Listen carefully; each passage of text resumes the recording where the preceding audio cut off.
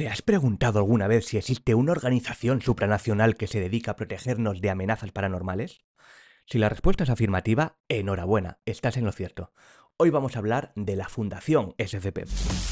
Y no, tranquilo, que no me he vuelto loco. Este podcast sigue yendo de nuevas tecnologías, negocios digitales y seguridad. De hecho, justo de esto mismo quiero hablarte en este episodio.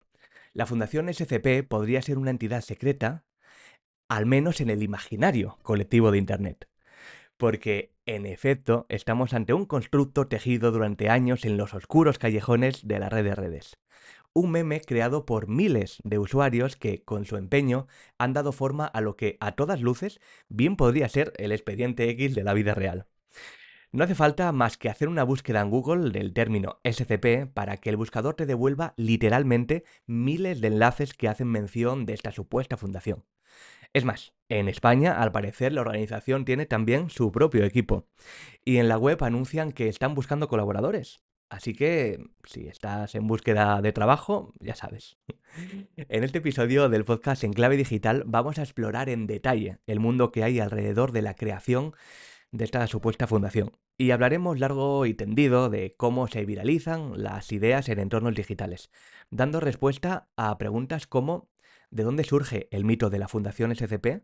¿Qué niveles de jerarquía y tipos de SCP existen? Y finalmente, ¿cómo un fenómeno creado de Internet por miles de personas llegó a convertirse en una de las organizaciones ficticias más intrigantes de la cultura digital? Empecemos. Pero antes de continuar, permíteme que te comparta esta gráfica. ¿Sabías que el 86,2% de los que me escucháis o veis en este video podcast no estáis suscritos al canal? Tan solo el 13,9% restante son seguidores de Enclave Digital.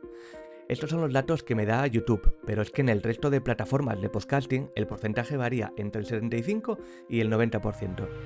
Así que, si este tipo de vídeos te resultan interesantes, vete ahora mismo al perfil del podcast en la aplicación desde donde me estés escuchando y dale a seguir para no perderte en los nuevos programas que publico cada semana. Venga, hazlo ahora mismo que te espero. ¿Qué? ¿Ya lo has hecho? Pues venga, ahora sí, continuemos.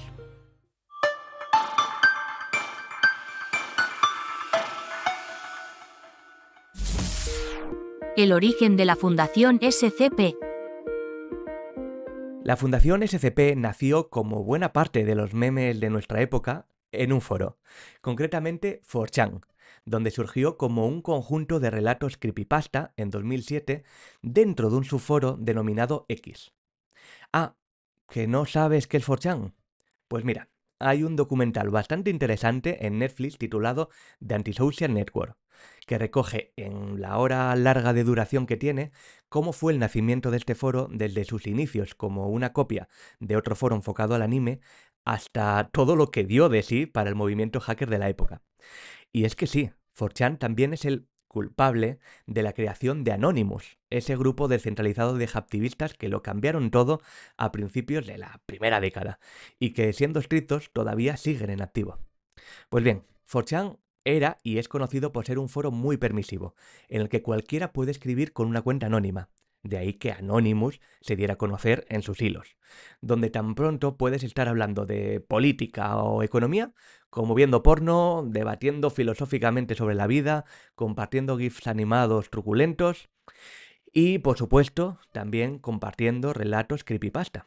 Así, en 2007, un usuario anónimo publicó un archivo sobre una entidad hostil llamada SCP-173, que sería conocido más adelante como Estatua Asesina. Según ese post, el SCP-173 es un ser de clasificación Euclid con forma de estatua o momia que es inofensivo a no ser que nadie lo esté mirando, momento en el que es capaz de moverse a gran velocidad y acabar con la vida de cualquier ser vivo que esté en esa misma estancia. El artículo explica con pelos y señales cómo debería contenerse a este ser en particular. Escucha. Trasladado al sitio 19 en 1993. Su origen es aún desconocido. Está construido de hormigón y barras de refuerzo con trazos de pintura en aerosol marca Krylon. SCP-173 está animado y es extremadamente hostil. El objeto no se puede mover mientras esté dentro del campo de visión directa de alguien. El contacto visual hacia SCP-173 no se debe romper en ningún momento. El personal asignado para entrar al recinto debe estar instruido para avisar cuando va a parpadear. Se ha reportado que el objeto ataca rompiendo el cuello desde la base del cráneo o estrangulando.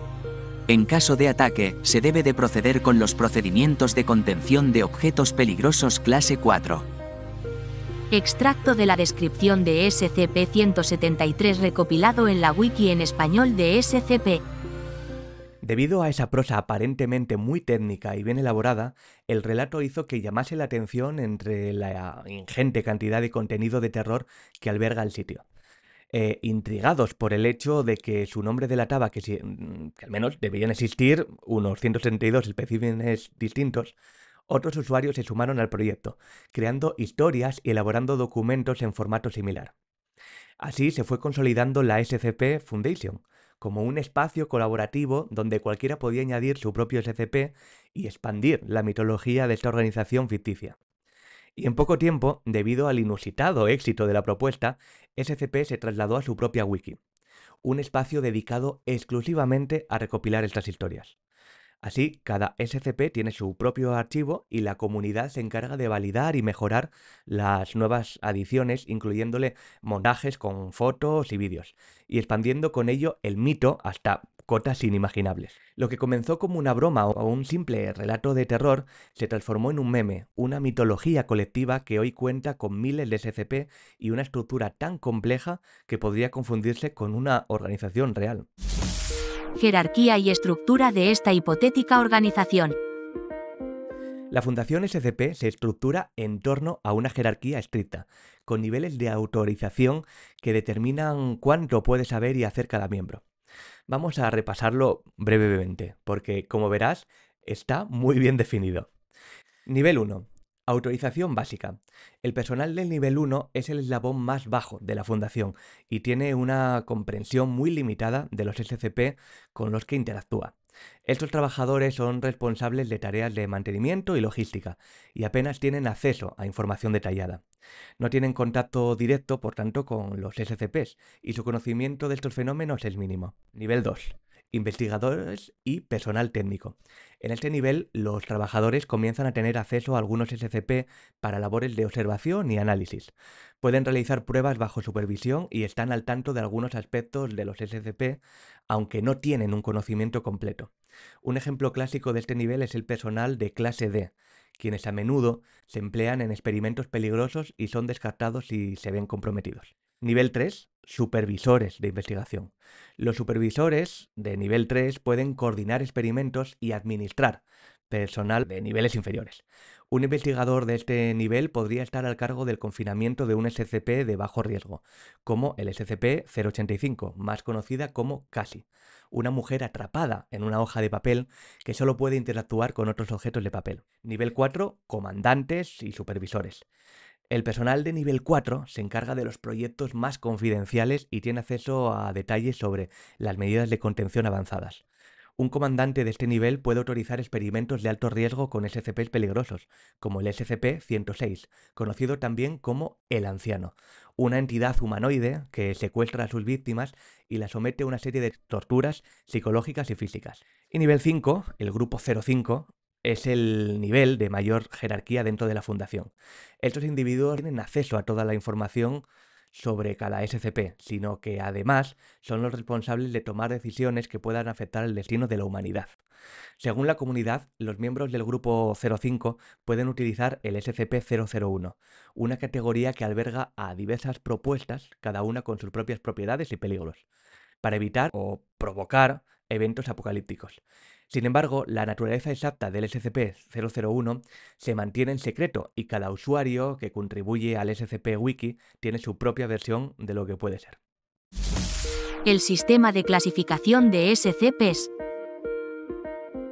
Los SCP se clasifican, como te decía anteriormente, en función de su nivel de peligro y dificultad de contención. Existen múltiples clases y subclases, pero los principales son Seguro, Euclid, Keter y Taumel. A continuación vamos a profundizar más en cada una de esas clases y presentar de paso algunos ejemplos de cada una de ellas.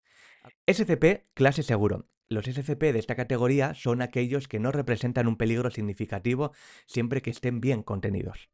Un ejemplo es el SCP-500, las píldoras curativas, que son capaces de curar cualquier enfermedad y regenerar heridas. Este SCP no representa una amenaza activa y su efecto benéfico ha sido aprovechado en algunas investigaciones de la Fundación. Otro SCP seguro es el SCP-131, los ojitos, dos pequeños entes que parecen ojos que se mueven sobre sí mismos. Son amigables y se muestran muy curiosos, pero no suponen ningún peligro para el personal. SCP clase Euclid. Esta clase agrupa a los SCP que son algo impredecibles, ya sea porque su comportamiento no se entiende completamente o porque sus efectos son incontrolables. Un buen ejemplo es el SCP-93, el disco espejo, un objeto que al tocarse transporta a quien lo sostienen a un mundo paralelo. Este SCP requiere medidas estrictas de contención, ya que puede poner en peligro a quienes lo manipulan sin autorización.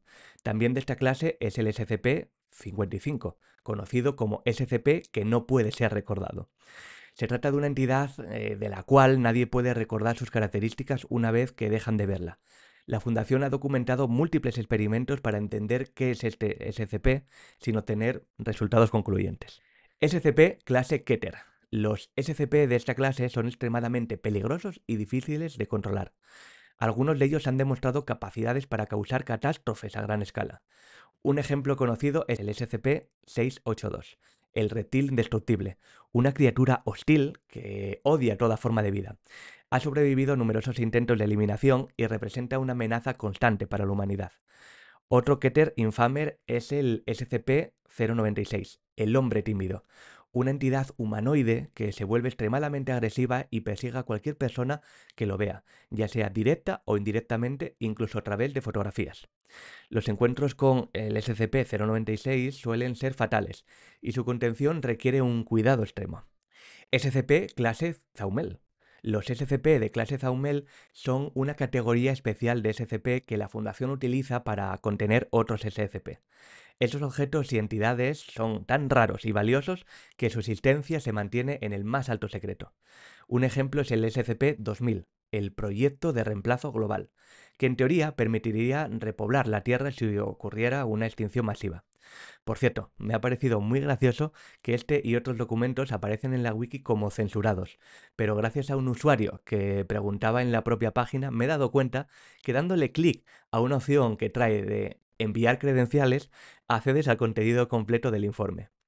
Además, el SCP-2317, la puerta del infierno, es otro ejemplo de SCP-Zaumel. Se trata de una puerta que conduce a una dimensión donde reside una entidad de proporciones apocalípticas. La Fundación lleva a cabo un ritual diario para contener esta entidad y evitar que entre en nuestro mundo. Como ves, el mundo es el que es gracias a que la Fundación vela por todos nosotros. SCP en la cultura popular, videojuegos, libros y más.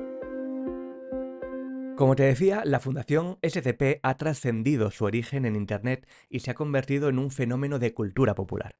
Un meme, vamos. Ya por 2013, un servidor se interesó por cómo las ideas, por absurdas que pareciesen, se viralizaban en entornos digitales hasta crear auténticos movimientos en la vida real. Esto escribía a principios de la década pasada en un periódico universitario con el que colaboré en varias ediciones mientras hacía las prácticas. 4chan o 9gag, o la española Forocoches podrían ser consideradas como centros neurálgicos de esta especie cultural, desde donde se difunden, abandonando la posible autoría de cada obra, de forma indiscriminada, incluyéndole significado, modificándola e integrándola en otras, hasta el punto de conformar más una idea que algo tangible. Sobre la temática, las hay muy variadas, pero tienden a ofrecer una lectura crítica de la realidad, tanto online como offline, del día a día, y de las costumbres humanas, desde el humor más sutil hasta la sátira más exacerbada. Y por supuesto, este meme ha inspirado múltiples producciones culturales, como es el caso de videojuegos como Control, que explora una organización gubernamental que contiene fenómenos sobrenaturales. ¿Te suena de algo? Y que a mí, personalmente, me encantó. O, sin ir más lejos, algunos de mis relatos distópicos, como el llamado El primer meme racial virulento, en el que profundizo en el impacto que tendría la viralización de un meme en el colectivo social con fines populistas raciales. y que puedes leer junto al resto de relatos distópicos en mi primer libro publicado, 25 más 1 relatos distópicos. De hecho, creo que no te he contado aún por el podcast, pero que sepas que un servidor ha escrito desde entonces 4 libros más, junto a un par de libros colaborativos, en temáticas tan dispares como la ciencia ficción, la fantasía épica y el terror. Es más, esto ya te lo comento a modo de curiosidad, pero desde hace unos años, si buscas mi nombre, Pablo F. Iglesias, en Google, lo normal es que el snippet de persona conocida que suele aparecer al principio de la versión móvil y en el lateral, en la versión de escritorio, en vez de hablar de mi trayectoria como emprendedor y profesional del mundillo de la presencia digital y reputación online, me etiqueta como autor. Pese a que, siendo sinceros, lo que me da de comer son los negocios. Es que, por mencionar, ni tan siquiera menciona el hecho de que tenga una editorial de publicación de libros, oye. Y bueno, volviendo al tema y por no hacer este episodio aún más largo, la SCP Foundation cuenta con múltiples adaptaciones en libros, películas y series que han expandido su mitología y la han hecho accesible a una audiencia aún mayor. La comunidad de SCP también ha dado lugar a creaciones como varios canales de YouTube que se dedican a analizar y narrar historias de SCP con un tono documental. Incluso hay podcasts y canales de Twitch que discuten teorías y expanden aún más la intrincada historia de esta organización ficticia. Si te interesa el tema, basta con que busques un poco más en internet sobre este fenómeno y te saldrán 1001 obras derivadas que puedes consumir. Tienes para muchas horas de diversión y de caída hacia la locura.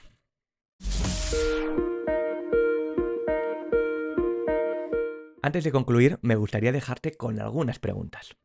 ¿Hasta qué punto crees que fenómenos como la Fundación SCP influyen en nuestra percepción de lo paranormal? ¿Te animarías a contribuir con un relato a este universo colaborativo? ¿O piensas que toda esta creación no es más que un reflejo de nuestro deseo de encontrar misterios donde no los hay? Y por último, ¿conoces otros casos semejantes de memes que han trascendido las barreras locales para transformarse en eventos globales como este de la Fundación? La organización SCP nos recuerda una vez más el poder de la colaboración y la creatividad en Internet, de cómo las narrativas lo son todo a la hora de crear discursos alternativos, por muy absurdos que resulten.